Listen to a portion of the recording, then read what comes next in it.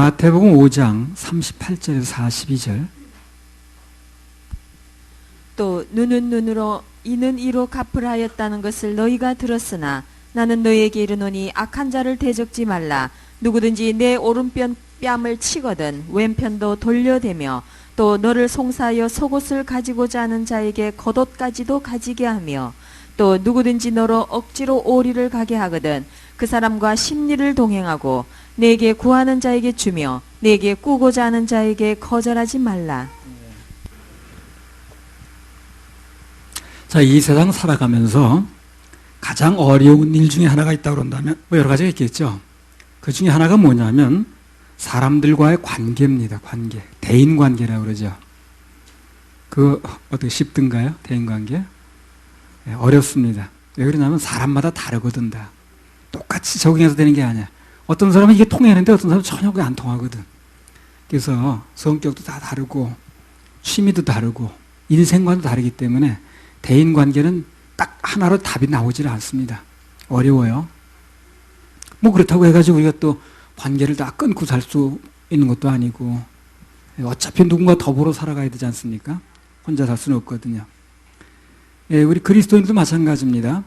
교회 안에서 우리 신자들하고 대인관계를 맺습니다. 근데 그렇게만 또 살아갈 수 있는 건 아니에요.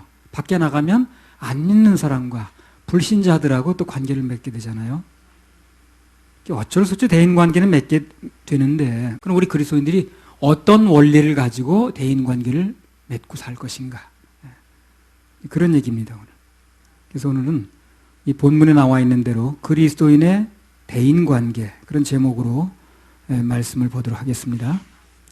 자, 그리스도인의 대인관계 첫 번째는요, 복수하지 않는 마음이에요. 복수하지 않는 마음. 마태복음 5장 38절 39절 다시 읽어보세요. 또 눈은 눈으로 이는 이로 갚으라 했다는 것을 너희가 들었으나 나는 너희에게 이르노니 악한 자를 대적지 말라. 누구든지 내 오른편 뺨을 치거든 왼편도 돌려대며. 여기 이제 예수님께서 그러셨어요. 또 눈은 눈으로 이는 이로 갚으라는 말을 너희가 들었으나 그랬거든요. 그래서 이 복수의 감정에 대해서 너희가 이미 들은 바가 있다는 겁니다. 뭘 가지고 말씀하셨냐면 구약성경에 기록된 걸 말씀하신 건데요. 제가 읽어보겠습니다. 출애굽기 21장 23절에서 25절에 보면 그러나 다른 해가 있으면 갚되 생명은 생명으로 눈은 눈으로 이는 이로 손은 손으로 발은 발로 데운 것은 데움으로 누가 날 되게 만들었으면 또 때껏 데움으로 상하게 한 것은 상함으로 때린 것은 때림으로 갚을지니라. 그런 말씀이 나오거든요. 그런 말씀이 레위기 24장과 신명기 19장에도 또 나옵니다. 복수의 법이라고 그러죠. 가지고요. 렉스 탈리오니스 이렇게 부르는데 그냥 줄여서 탈리오 법칙 이렇게 얘기를 합니다. 우리 이제 법과 공부할 때 법에서도 얘기를 또 해요. 동해응보사상 그렇게 얘기하겠네. 동해응보사상이 뭐예요? 당한 만큼 갚아준다는 거죠. 동해응보사상. 그러면 이제 이 법을 우리가 이제 이렇게 듣게 되면 아, 내가 당한 만큼 갚아주란 얘기구나 이게. 내가 똑같이 그런 얘기를 들릴 수 있거든요. 그렇죠? 아, 내가 당한 만큼 갚아주란 얘기인가 보다. 근데 성경을 자세히 읽어보면 그 얘기가 아니야 이게. 그 얘기가 아니고 복수의 정도를 넘지 말라 그런 얘기입니다. 그러니까 지나치게 복수하지 말라는 거예요. 그런 얘기가 더 강조점이 있는 겁니다. 자기가 받은 이상, 그 이상으로 복수하지 말아라. 즉 통제의 뜻이 있는 거예요, 이게요. 뭘 보고 그렇게 얘기하느냐 하면요, 말씀 속에 답이 다 나옵니다.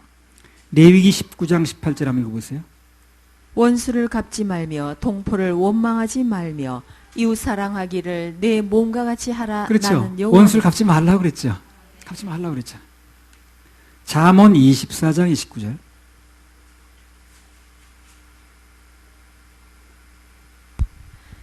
너는 그가 네게 행함같이 나도 그에게 행하여 그 행한 대로 갚겠다 말하지 말지니라. 이게 무슨 얘기입니까? 네가 그 사람이 나한테 뭘 했으면 나도 그 똑같이 갚아야지 이렇게 말하지 말라는 거예요. 한 군데 더 보겠습니다. 잠언 25장 21절. 내 원수가 배고파 하거든 식물을 먹이고 목말라 하거든 물을 마시우라. 자, 이런 말씀을 쭉 종합해 볼 때, 눈에는 눈, 이에는 이라는 것은 복수를 권장하는 말이 아니죠. 그죠? 그런 얘기 아닙니다. 이 말의 정확한 의미는 앞서 말씀드린 대로 복수의 정도를 넘어서 지나치게 복수하지 말아라. 그런 긍휼의 법입니다. 이게 사실. 자비의 법이에요. 사람들은 대부분 그 복수를 하게 되면 딱 받은 것만큼 하지 않거든. 예. 내가 받은 것보다 더 하려고 그럽니다. 특징이 그래, 특징이. 전에 그 고재봉이라는 사람이 있었거든요. 요즘 분들은 잘 모릅니다. 예.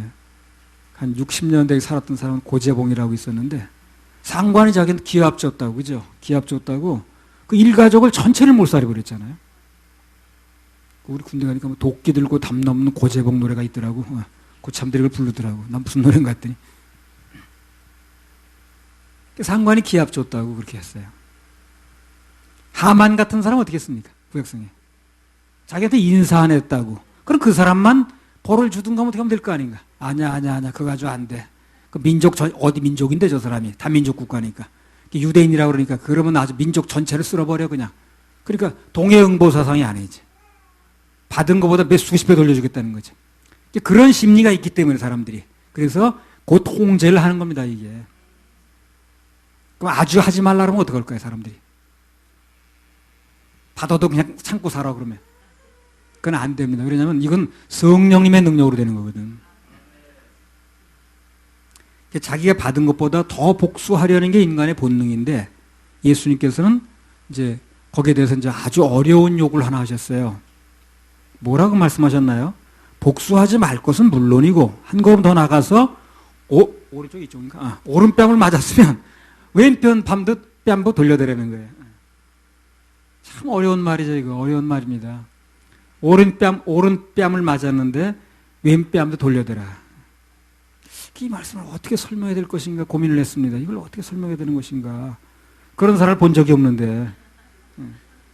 세상에 그런 사람 본 적이 없잖아요. 오른뺨 되는데 그 가만히 참는 것도 그 대단한 건데 또 왼뺨까지 다는 사람이 그거 있나. 성경을 자세히 보니까요. 이게 액면 그대로 한쪽 뺨을 맞으면 또 한쪽을 돌려대라는 얘기가 아니더라고요. 예수님도 뺨 맞으셨죠? 근데 어떻게 또 이쪽 뺨 돌려대시는가 그분이? 그렇게 하지는 않았습니다. 그분은 무슨 뺨을 맞으셨는데 맞은 뺨이 왼쪽인지 오른쪽인지 잘 모르겠는데 그 안 맞은 쪽을 돌려대면서 마주 때려 이러지는 않으셨다고. 그렇다면 이거 다른 뜻이 있는 게 분명하죠. 그렇죠? 그런 행동을 얘기를 하는 게 아니라는 게. 그럼 여기서 다른 쪽 뺨마저 돌려댄다는 게 무슨 말이냐? 모욕을 당했을 때, 억울한 일을 당했을 때 우리의 마음가짐을 얘기를 하는 거예요. 마음가짐. 나에게 고통을 준 사람이나 모욕을 가한 사람에게 복수하지 않는 마음. 그런 사람을 상대로 오히려 기도해 주는 마음. 이걸 얘기를 하는 거예요. 그래서 뺨을 돌려대는 것은 단순한 행동 문제가 아니고 마음가짐의 문제라는 겁니다. 이 원수를 갚겠다는 마음을 가지고 있으면 복수의 감정인데 예수님 안에서는 아무도 이루지 못합니다. 그게. 그런 마음만 가지고 있으면. 근데 내 인생을 아무 열매도 없이 살려면 그 마음을 가지고 계셔야 그냥. 그러나 조금이라도 내가 무슨 열매를 맺겠다. 주님으로부터 무슨 은혜를 받겠다. 그분 내려준 축복을 받겠다. 이런 마음이 요만큼 있으면 그 원수 갚는 마음, 복수의 마음을 내려놔야 됩니다. 그 감정 가지고는 아무도 이루지 못해요. 그 원수 갚겠다는 사람은 그 사람 위해서 구원받게 해달라고 기도가 나오겠습니까? 안 나오지. 그래서 간단히 말하면 나를 모욕하고 괴롭히고 또 나에게 가슴 아픈 상처를 줬던 사람에 대해서 기도할 수 있는 마음, 그것이 바로 왼편 뺨을 돌려대는 마음이라. 자, 누가복음 23장 34절.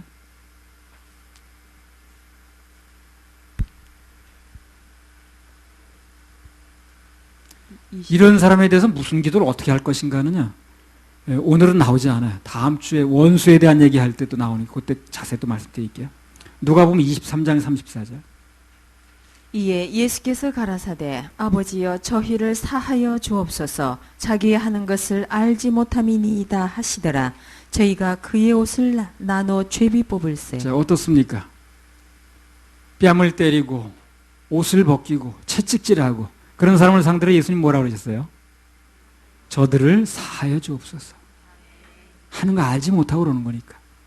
아이고 우리 그거 따지겠어요? 알고 그러든 모르든 간에 나에게 상처를 주면 그냥 저 인간이 이렇게 나가는 거지 저 사람 몰라서 그러는 거 되게 하겠습니까? 로마 병정들하고 무지한 사람들이 뺨 맞았을 때 그들 위해서 기도하셨거든요. 이 마음을 얘기를 하는 거예요. 그게 바로 뺨을 맞았을 때 다른 뺨도 돌려대는 그런 모습인 겁니다. 사도행전 7장에 보면 무슨 얘기 나옵니까? 스데반, 그죠? 스데반도 돌 맞았죠. 예. 근데 어떻게 된 거예요? 뺨. 저들에게 돌리지 말라고 그러잖아요. 그게 뺨을 돌려대는 거예요.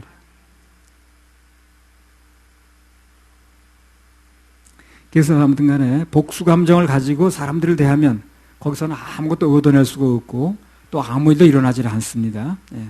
하나님 역사 일어나지 않아요. 왜냐하면 하나님은 그런 사람하고 동행하지 않습니다.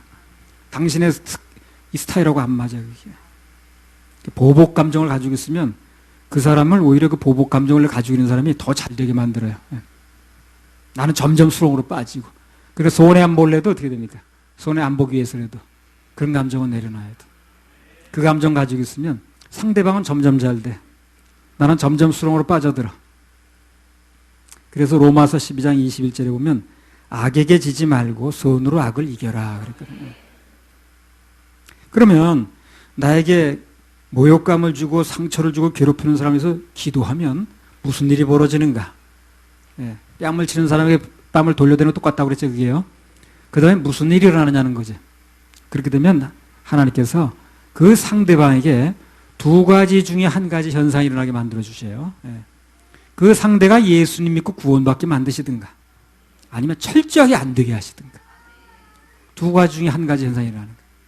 내가 그 마음을 품지 않으면. 그래서 괴롭히는데 내가 그 사람에서 기도해주면 그리고 그 사람이 돌이키지 않고 계속 그러면 하나님께서는 반드시 직접 때리십니다. 그분께 맡기라는 거예요. 그래서 맡기라. 내가 직접 갚으려고 그러면 힘들고 마음에 칼을 품고 있다 보니까 내가 다치죠. 원수를 내가 직접 갚으려고 하면 내 입에서 막 욕이 나오고 원망이 나오고 내 손에 피가 묻혀지고 내 눈에 그냥 막 쌍라이트가 켜져. 보는 눈이 가재 눈이 돼가지고 예쁜 얼굴이 다 망가져요.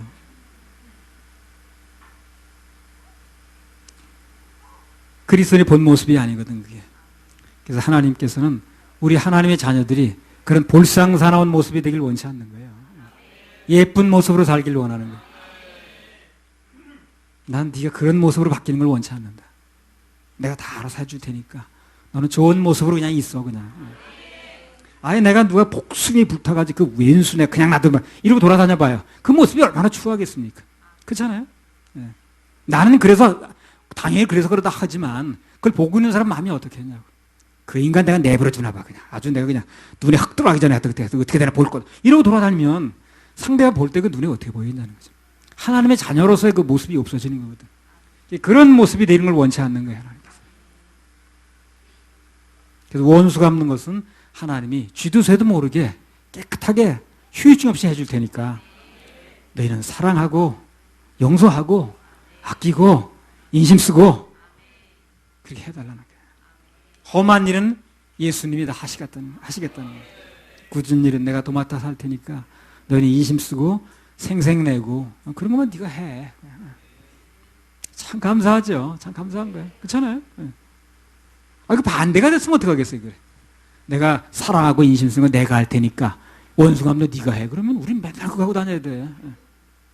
맨날 상처받고 그냥 입에 그냥 험한 말 붙어 있어야 되고 세월 다 가는 거죠. 하나님께서 우리를 사랑하시기 때문에 스스로 보복하지 말라. 이게 왼편 뺨을 돌려대는 원리입니다. 저는 우리 인생에서 아름다움을 창조합니다. 아름다움이 나와 용서하면요.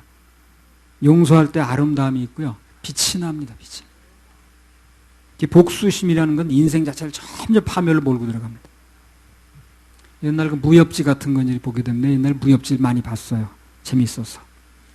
재밌다기보다 책은 읽고 싶은데 책이 없는데 우리 이웃집 아저씨 방에 어디 무협지가 많더라고. 그래가지고 그냥 닥치는 대로 보다 보니까 많이 봤어요. 그때 좋은 책들이 많았었는데 많이 볼 텐데 그때는 책이 그렇게 막 보고 싶을 때거든. 책이 뭐 읽을 책이 있어야지. 근데 이제 대부분 스토리가 그런 거예요. 이제 무협지라는 스토리가 되게 그렇더라고. A라는 사람, B라는 사람이 있는데 A라는 사람이 압도적으로 강해. B라는 사람을 억울하게 죽여버려. 그럼 그 사람이 죽지 않아. B라는 사람이 그냥 죽은 게 아니라 그 아들을 불러 죽을 때 불러가지고 이 아들아, 내가 저 A라는 인간한테 이렇게 억울하게 당했는데 너 그냥 원수를 갚아달라. 이제 그렇게 유언을 하고 죽더라고. 스토리가 딱 그렇게 되니 뻔한 거야. 이제 아들이 어떻게 합니까? 입산수도하지. 어디 가가지고 이제 선생 찾아가가지고 그래가지고 막 이제 막 물 날르고 뭐 그냥 뭐 장작 패고 그러면서 배우는 거야. 이제 그래가지고 나중에 원수가 합니다 그런 얘기 아니겠어요? 근데 그런 얘기하고 죽는 순간에 아들은 인생이 없어져 버리더라고. 자기 인생이 없는 거야. 그거 갚아주려고. 맨날 그냥 막 반평생 오해서 나무 패고 이제 장작 물 깃고 하면서 이제 뭐 취권 얘기 그런 얘기 아니야. 결국 이제 원수를 만나가지고 원수한테 지든가 이기든가. 이겨요. 예, 그건 또 스토리가 이렇게 돼 있어. 이게 복수를 딱 하고 돌아가는데 석양 노을이 딱 비쳐. 근데 그 모습이 활기차질 않더라고 보니까 쓸쓸하게 걸어가. 노을은 지고 석양에 쓸쓸하게 걸어가죠. 그건 무슨 뜻입니까 그게? 행복하지 않다는 거예요. 행복하지 않다는 거예요. 그러면 행복하면 그렇게 원수 갖고 갈 때 보무도 당당 독일병처럼 걸어가지 그러면 왜 이렇게 쓸쓸히 걸어가나 그래? 미운 사람을 자꾸 생각하면 그 인생이요 망가지게 돼 있어요. 그리고 이상스럽게 나도 그 사람을 닮아가. 욕하면서 배운단 말이 바로 그 말이야. 나 똑같은 방법을 쓰고 있더라고 오늘. 언젠가 그 강효실 씨 얘기는 했잖아요. 최아무개라는 사람에게 이혼당하고 복수의 감정을 가지고 사니까 이게 복수가 그렇게 망가지 되는 게 아니잖아요. 그러니까 자기 몸만 망가지는 거예요. 그래서 맨날 술 그냥 독한 술 먹고 그래가지고 중독돼가지고 인생에 이제 의미도 모르고 살다 완전 폐인되다시피 했어요 그 사람이. 그래서 아들한테 맨날 쏟아놓는 거예요. 네 애비 원수가 패된다 저가지고 그냥 이 엄마를 버린 아버지다 그냥. 그래가지고 그냥 그 아들 이름이 뭐더라? 누구야? 알아요. 요즘 뭐 하고 지내나? 그 사람 오토바이 타고 다니다가 뭐 있고. 어느 날 예수님 만나게 됐어요. 강효실 씨가 간증에 나온 거 간증 강사로 다니고 그랬어요 이 사람이요. 주님 만나서 자기 인생이 바뀌었습니다. 복수 감정을 버렸어요. 그날 이후로 옛날의 아름다운 모습으로 변해 가더라는 겁니다. 그런 간증을 하더라고. 그래서 하나님의 자녀들이 그런 대인 관계에서 무엇이 됐든 간에 그런 복수의 감정을 가지고 살면 평생에 잘 되나 보자 그런 감정을 가지고 살게 되면 몸이 묶이고요. 마음이 묶이고 자꾸 내 심령이 죽어갑니다.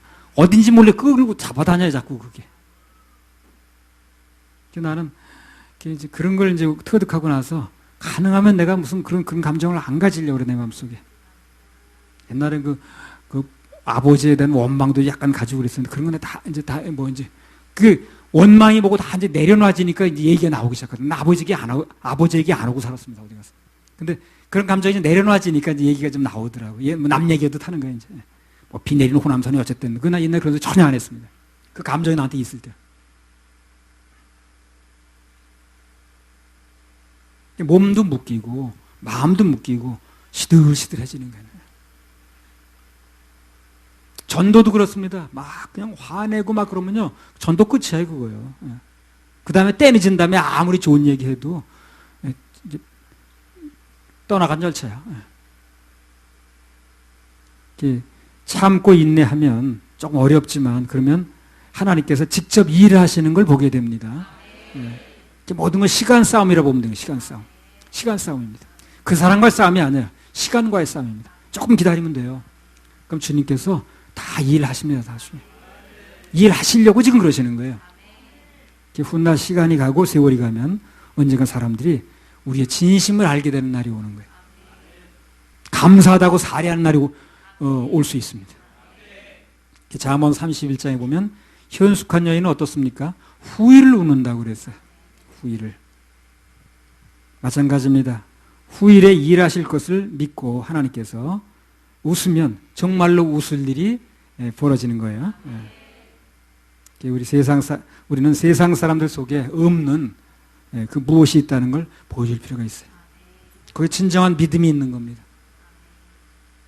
그래서 대인관계에서 복수감정을 갖지 않는 것, 이것이 예수님께서 우리 하나님의 자녀들에게 말씀하신 대인관계 첫 번째입니다. 그런 마음이 있으면 이 시간 다 정리하자고요. 내려놓는 게 좋습니다. 그게 상대방에 대한 얘기로 이제 알고 지내는 건데, 결국은 그런 얘기 가져본들, 그런 마음 가져본 상대방 알지도 못해요. 내 마음만 자꾸 죽는 거예요. 이중손해입니다.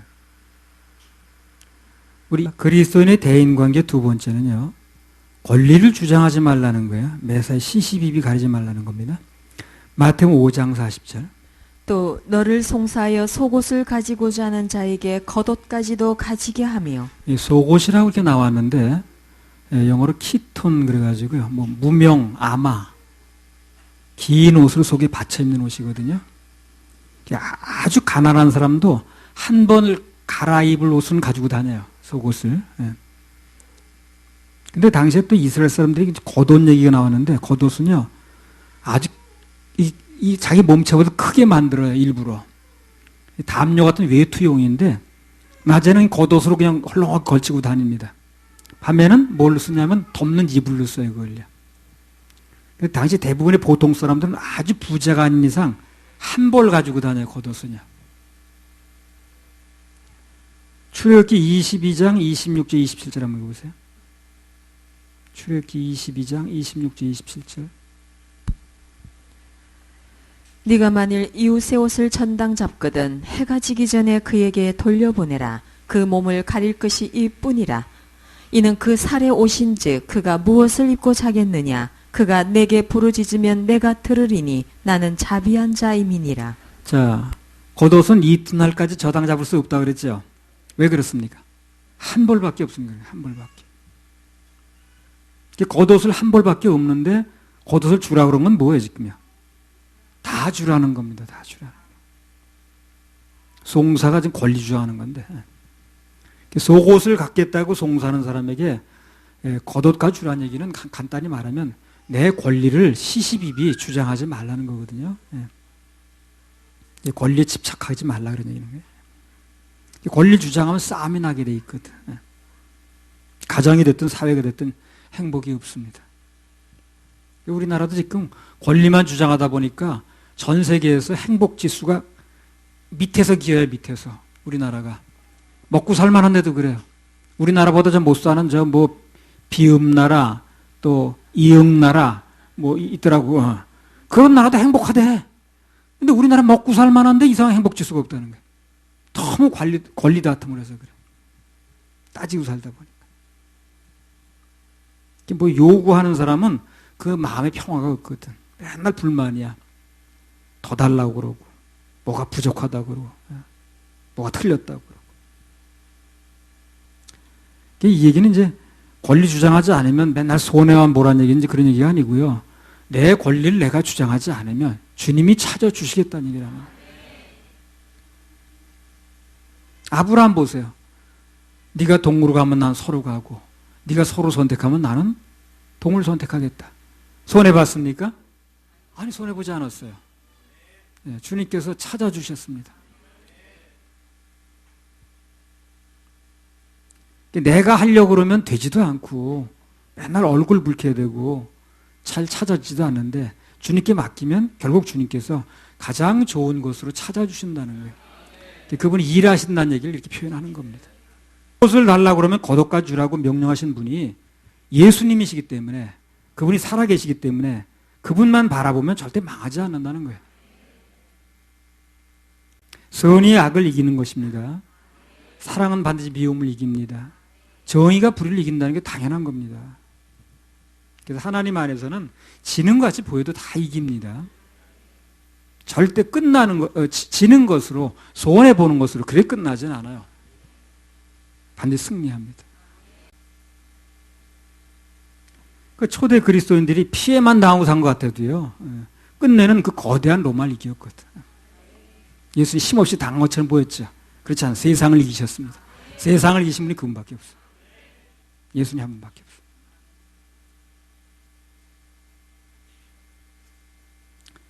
뭐 우리도 맨날 당하고 사는 것 같이 보이지만요, 그럼 하나님 안에서는 결국 이깁니다. 그것도 시간과의 싸움에, 시간만 지나게 되면 반드시 이기는 쪽으로 결정나지, 지는 걸로 그래가지고 망했더라 이렇게 끝나지 않습니다. 왜 그렇게 끝나지 않느냐면, 그렇게 끝나면 하나님 간증받을 게 없어요. 당신은 간증을 받으셔야 되거든. 그래서 그렇게 끝내지는 않습니다. 과정이 어떤 과정을 거치든 간에 그렇게 망했더라 그런 식으로 끝나지는 않습니다. 그럼 하나님께 간증 돌아갈 게 없잖아요. 지금까지 들었던 세상 교훈들이라는 게, 학교에서 들은 교훈들이 다 그런 거 아니에요? 포기하지 말어, 투쟁해야 돼, 쟁취해야 돼, 뭐 이렇게 배웠잖아요. 네 권리 당당히 주장하고 말이야, 자기 밥그릇도 못 찾아 먹고 그러지 말고 말이야, 이런 식으로 들어왔거든. 근데 우리 믿음의 대상인 예수님은 절대 그렇게 말씀하신 적도 없고 그렇게 사시지도 않았어요. 빌립보서 2장 5절에서 11절. 너희 안에 이 마음을 품으라. 곧 그리스도 예수의 마음이니 그는 근본 하나님의 본체시나 하나님과 동등됨을 취할 것으로 여기지 아니하시고 오히려 자기를 비워 종의 형체를 가져 사람들과 같이 되었고 사람의 모양으로 나타나셨음에 자기를 낮추시고 죽기까지 복종하셨으니 곧 십자가에 죽으심이라. 그러므로 하나님이 그를 지극히 높여 모든 이름 위에 뛰어난 이름을 주사 하늘에 있는 자들과 땅에 있는 자들과 땅 아래에 있는 자들로 모든 무릎을 예수의 이름에 꿇게 하시고 11절. 모든 입으로 예수 그리스도를 주라 시인하여 하나님 아버지께 영광을 돌리게 하셨느니라. 자, 예수님이 가장 겸손의 본을 보이셨습니다. 당신이 하나님 맞아요. 그런데 하나님 자리에서 비켜나서 우편에서 하나님 따로 있는 게 아닙니다. 지금요. 당신이 하나님이신데 내가 하나님이하고 하나님 자리에 계신 게 아니라 하나님 자리를 비워놓고 우편으로 물러나셨다는 거예요. 자기를 비웠다는 얘기 바로 그 얘기입니다. 또 어딘가 하나님 또 계신 게 아니고. 그렇게까지 겸손하게 당신을 미셨는데 그 결과가 뭐냐는 거예요. 모든 입으로 하나님을 아버지라고 하나님이라고 시인하게 만들고 무릎 꿇게 만들고 그렇게 했다는 거예요. 그 결과가 그렇게 나왔어요. 모든 입으로 예수 그리스도를 주라 시인하여 하나님 아버지께 영광을 돌리게 하였느니라. 모든 무릎이 꿇었다는 거예요. 이런 명백한 결과가 나와 있으니까. 그래서 우리는 이걸 믿는 거예요. 이렇게 명백한 결과가 나와 있습니다. 예수님 만약에 빌라도 앞에 가서 당신의 권리를 막 주장하셨더라면 우리는 구원받을 수 없습니다. 그렇죠? 예. 그분은 살아나셨는지 모르지만 우리는 구원받을 수 없는 거예요. 내가 왜 십자가를 왜 져야 되는 거야? 내가 무슨 그런 의무라도 있는 건가?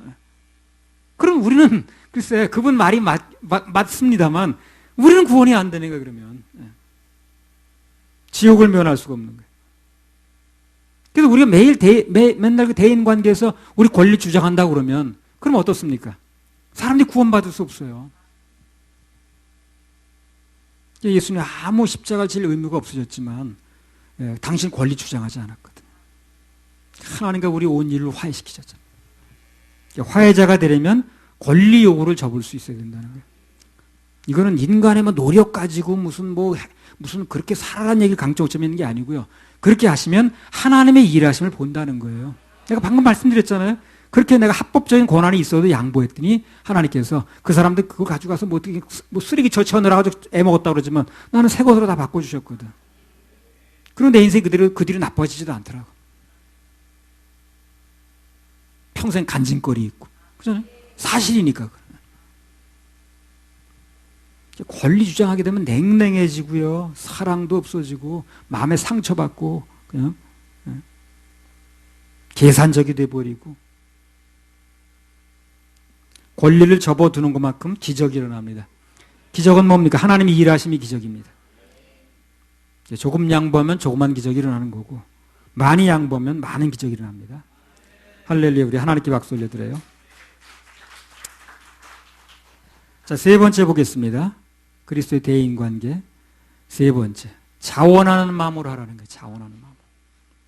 5장 41절. 또 누구든지 너로 억지로 오리를 가게 하거든 그 사람과 심리를 동행하고. 예. 요 41절에 나오게 된 그 유래를 잠깐 말씀드릴게요.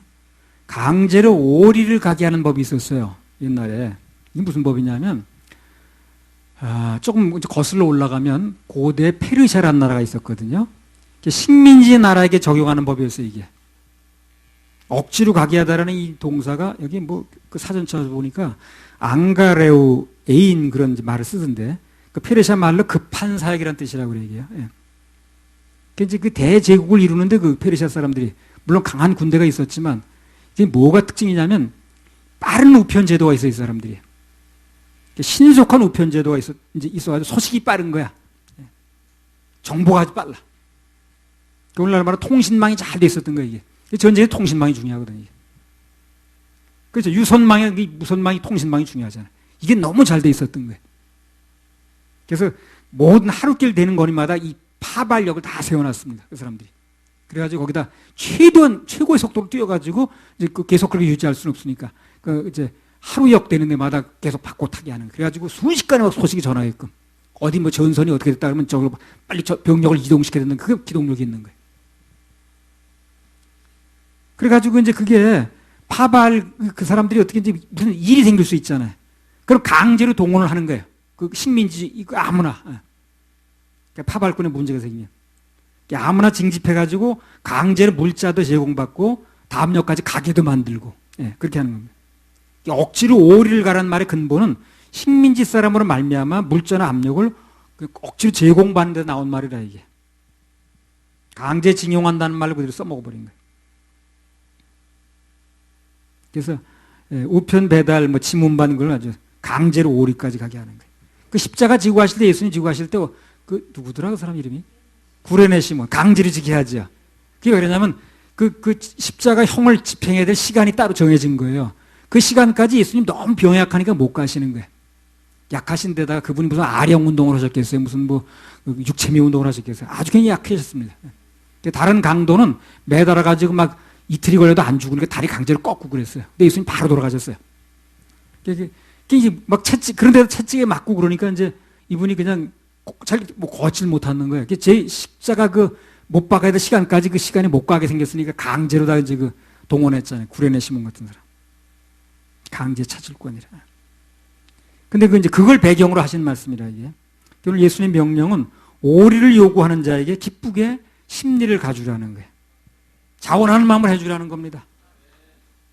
자원하는 마음이 없으면 강제로 요구하는 사람 가질 수가 없거든요. 그래서 이제 그게 자원하는 마음을 해주면 상대방이 이제 마음에 무슨 진동이 일어나겠죠. 억지로 가자고 한 사람도 그 사람 마음이 즐겁지 않다는 걸 알고 하는 거거든. 근데 즐거운 마음으로 즐겁게 심리를 가지면 이제 그 마음 속에 이제 기적이 일어나요. 의외로 반응으로 나가면 기적이 일어납니다.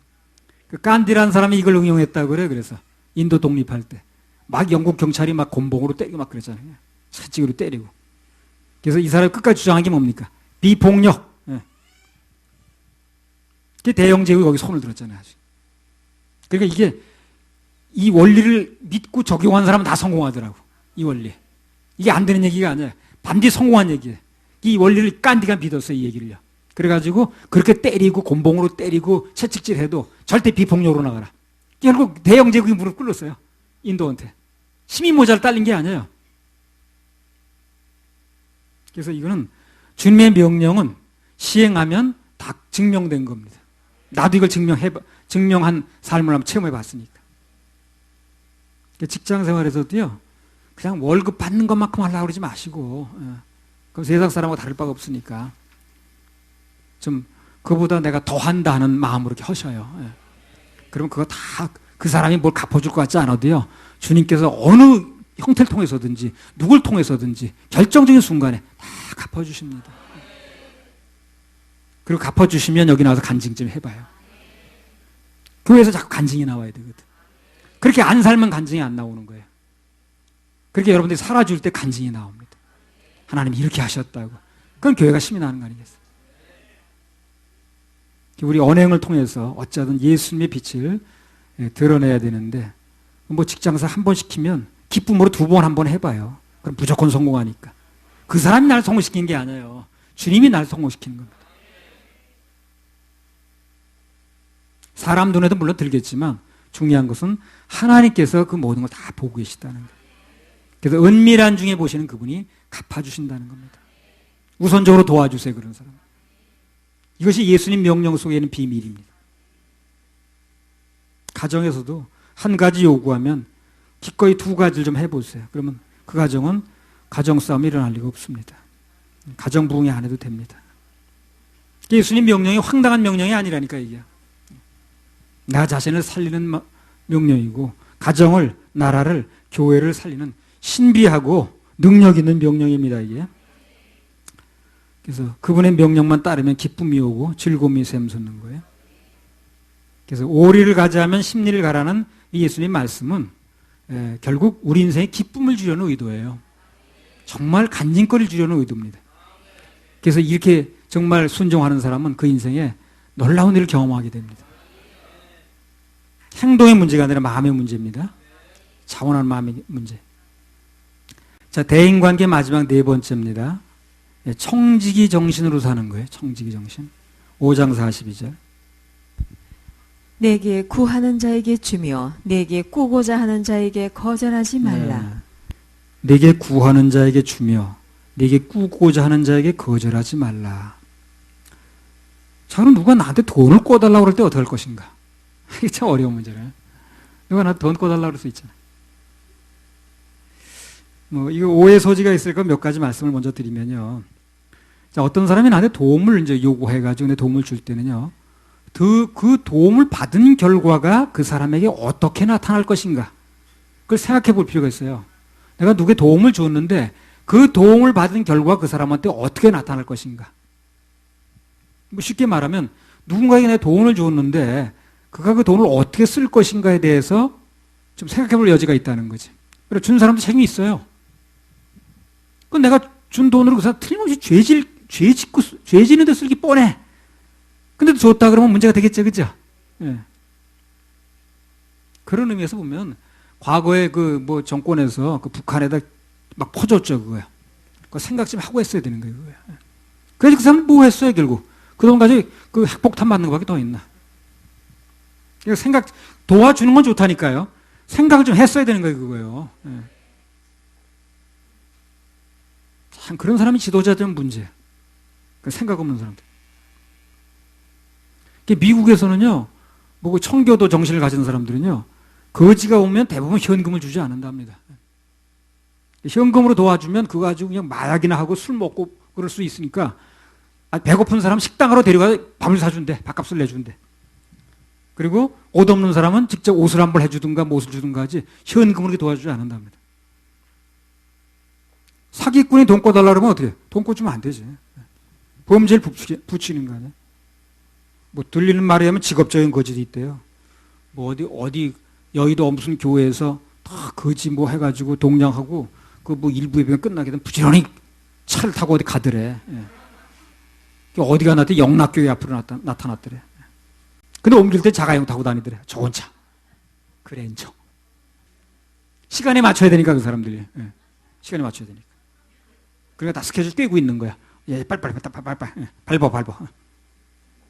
그런 경우에 적서는 별로 의미가 없다는 거예요.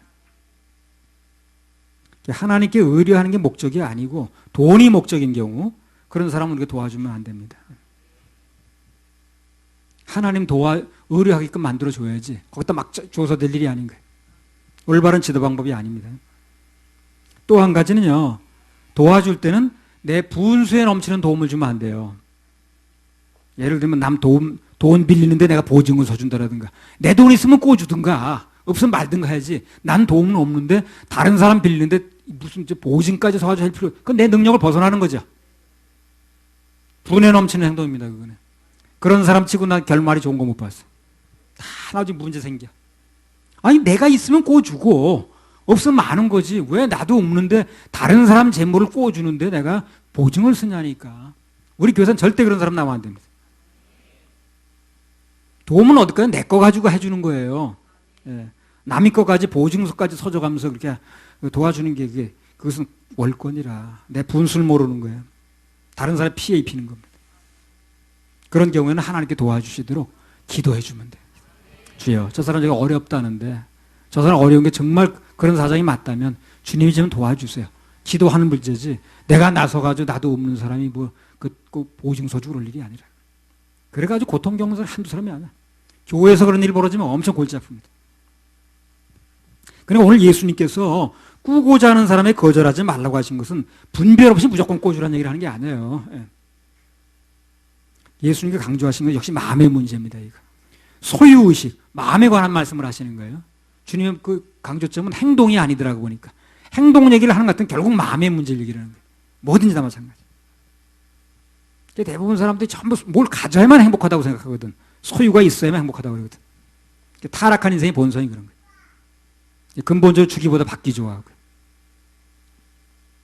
하여튼 소유의 욕심은 끝이 없어. 한계가 없어. 병 들어도 죽어가면서 그건 안 놓더라고. 죽을 때까지 쥐고 있으려고 그래. 백화점 왕 워너메이트라고 있어요. 지금 소원이 무엇입니까? 나 소원이요. 내가 가진 돈에 100만 불만 더 있으면 좋겠어. 돈이 그렇게 많은데 그 사람이. 끊임없이 소유하려고 그러는 거예요. 끊임없이. 명예를 소유하려고 그러고, 권력을 소유하려고 그러고, 돈을 소유하려고 그러고, 인기 소유하려고 그러고, 가질 만한 사람이 그러더라고요. 가질 만한. 엄밀한 의미에서 보면요, 인간은 소유한 것이 아무것도 없는 존재라는 걸 알아야 돼요. 내 것이 없다는 겁니다. 전부 빌려온 거예요. 우리 인간들이 가지고 있다는 건 전부 빌려온 겁니다. 내 건 아무것도 없어요. 자, 로마서 11장 36절.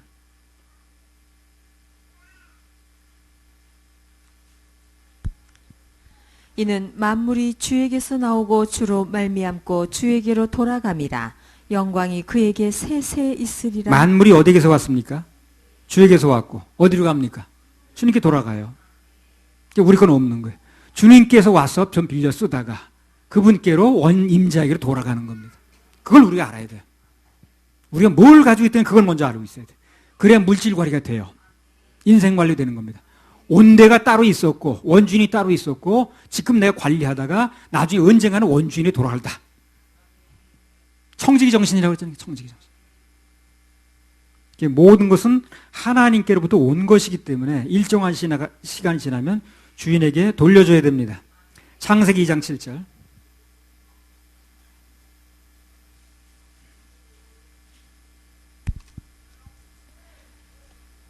여호와 하나님이 흙으로 사람을 지으시고 생기를 그 코에 불어넣으시니 사람이 생명이 된지. 자, 우리 숨 쉬니까 살죠.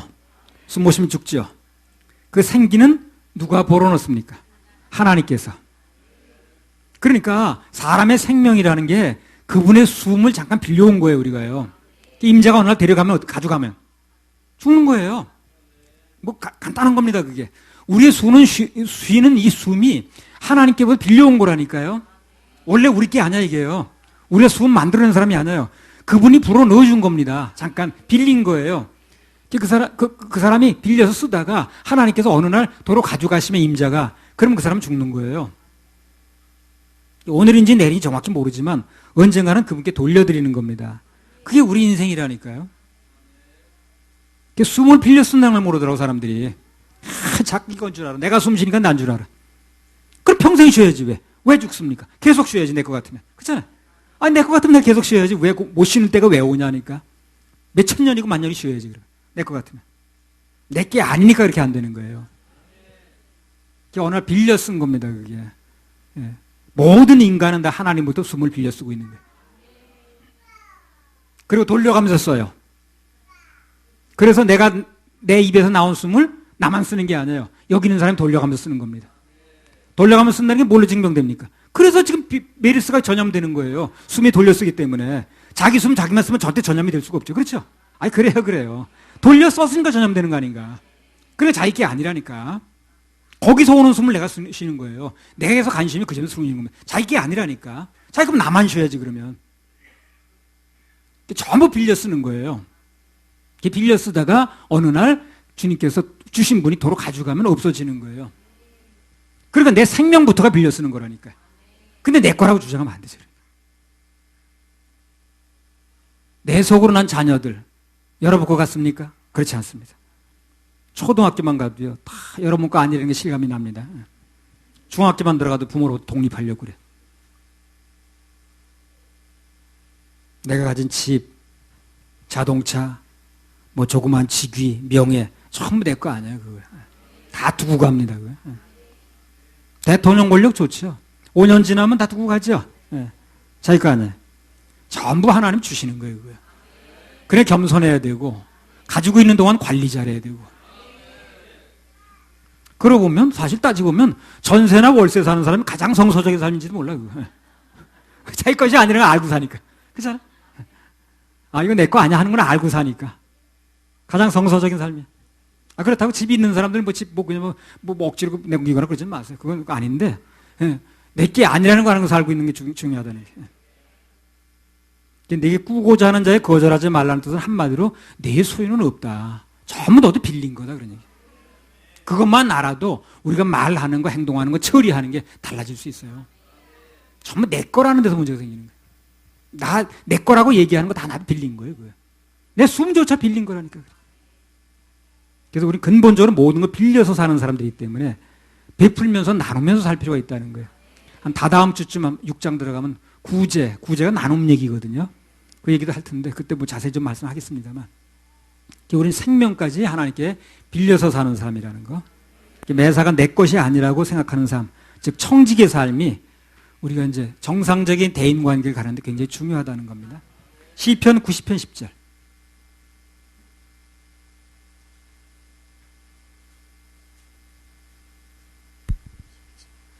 우리의 연수가 70이요 강건하면 80이라도 그 연수의 자랑은 수고와 슬픔뿐이요 신속히 가니 우리가 날아가나이다. 네, 그 인생 70, 강건하면 80이요 그랬거든요. 모든 것은 빌린 겁니다. 그 빌린 게요 시간이 날아간다고 그랬어요.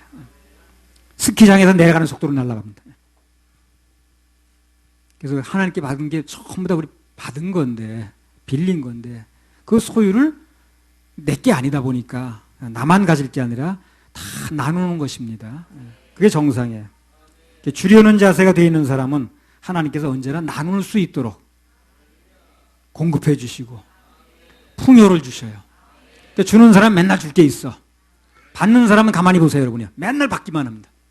아주 그 정해져 있더라고. 받는 사람은 맨날 받아 뭔가. 주는 사람은 맨날 주고 삽니다. 늘 받으려고 하는 사람은 그 인생 자체가 늘 모자란 인생이 돼. 결핍된 인생이 돼. 받는 인생이 돼버려. 이것저것 계산하지 않고 도와주면 하나님께서 우리에게 이것저것 계산하지 않고 계속해서 복을 부어줍니다. 성경 구절 하나 찾아보겠습니다. 신명기 15장 7절에서 10절.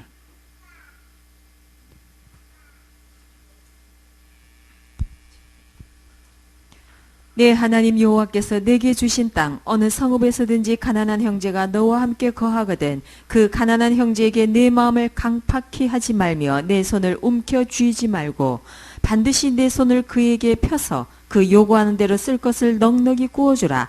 삼가 너는 마음의 앙념을 품지 말라. 곧 이르기를 제7년 면제년이 가까웠다 하고 내 궁핍한 형제에게 악한 눈을 들고 아무것도 주지 아니하면 그가 너를 여호와께 호소하리니 네가 죄를 얻을 것이라. 너는 반드시 그에게 구제할 것이요 구제할 때에는 아끼는 마음을 품지 말 것이니라. 이로 인하여 내 하나님 여호와께서 내 범사와 내 손으로 하는 바에 내게 복을 주시리라. 그래요. 핵심어는 뭡니까? 내 손을 움켜쥐지 말고. 그러면 내 하나님께서 내 범사와 내 손으로 하는 모든 일에 복을 주신다. 움켜쥐지 말고. 주머니 움켜쥐면 어떻습니까? 안 나가는 것까지는 좋아. 더 넣지 못한다는 겁니다. 그렇죠? 그렇죠? 딱 움켜쥐고 있어 보세요. 그럼 거기 몇 푼 들어오는지 안 나가는 것까지는 좋은데 더 넣지 못하지. 나도 옛날에 뭐 우리 집안 내력이 내 똥 내가 먹고 네 똥 네가 먹는 내력이니까 나도 뭘 누구 주고받고 그런 거 잘 몰랐는데 어느 날 그걸 알게 하셨어요, 주님께서. 그래서 지갑을 열어서 자꾸 나누고 그러다 보니까 늘 내 지갑에 넣어주시더라고. 언제부턴가. 그 지갑이 텅텅 빈 적은 없어요. 하여튼 그렇게 뭐 그냥 하여튼 이렇게 감동 주는 대로 이렇게 나누다 보니까 주님께 늘 내 지갑에 넣어주시더라고. 내가 체험하고 사는 거예요, 그러니까요. 이론이 아니라. 아까 무슨 비품 문제도 그렇고 마찬가지입니다. 그래서 이건 주님께서 하신 말씀은 약속이고 진실이니까 이론이 아니니까 이것은 그렇게 해보면 실제 그런 현상이 내 인생에 일어나는 걸 체험하게 된다는 거예요. 나누니까 지갑을 열어서 어느 날 그러다 보니까 하나님께 내일 지갑에 늘 넣어주시더라고. 앞으로도 마찬가지입니다. 계속 주님께서 넣어주실 거예요. 자, 오늘 말씀을 전체적으로 한번 요약하겠습니다. 그리스도의 대인관계에 대해서 마태복음 5장 39절을 말씀드렸는데 그것은 뭡니까? 복수하지 않은 마음이라고 그랬어요. 두 번째는 40절을 통해 가지고 권리를 주장하지 않는 삶이라고 그랬습니다. 세 번째는 41절에 자원하는 마음이라고 그랬어요. 42절엔 뭡니까? 청지기 정신이라고 그랬습니다. 그래서 우리 하나님의 자녀들이 이 네 가지를 우리 힘으로 할 수는 없어요. 불가능합니다. 우리 힘으로는. 그래서 나는 죽었으니까 내 안에 계신 성령님께서 내 인생을 인도해 가실 때 그때 가능합니다. 주님께서 자꾸 나를 맡기려고 애를 써야 돼요. 나를 자꾸 주장하려고 그러지 말고 주님께서 내 안에서 일하시도록 그분의 감동에 민감하고. 지난번에 어떤 뭐가 하나 있었어요. 나는 마음이 잘 안 내켰습니다. 근데 주님은 감동 주셨어요. 그래서 난 그대로 했거든요. 이제 그랬더니 내 안에 계신 분이 기뻐하시더라고. 나는 별로 하고 싶지 않더라고. 근데 주님께서 그렇게 감동을 주셔서 그냥 순종한 건데 내 안에 계신 분이 기뻐하셨어요. 그리고 내 인생에 좋은 것을 갚아주시겠다고 약속하셨어요. 그러니까 내 안에 계신 분의 음성에 귀를 기울여야 된다니까. 우리 노력으로 이렇게 합시다는 얘기를 하는 게 아니에요. 그렇게 되지가 않으니까.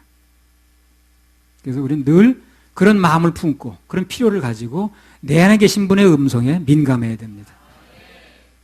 그래서 내 자신은 죽고 내 안에 계신 성령님께서 일하실 때 그때 깨진 옥합에서 향기가 진동하듯이 우리 모든 인생에도 향기가 진동하게 됩니다. 우리 모두의 삶이 이런 향기로운 인생이 되시길 바랍니다. 할렐루야. 우리 하나님께 박수 올려드려요.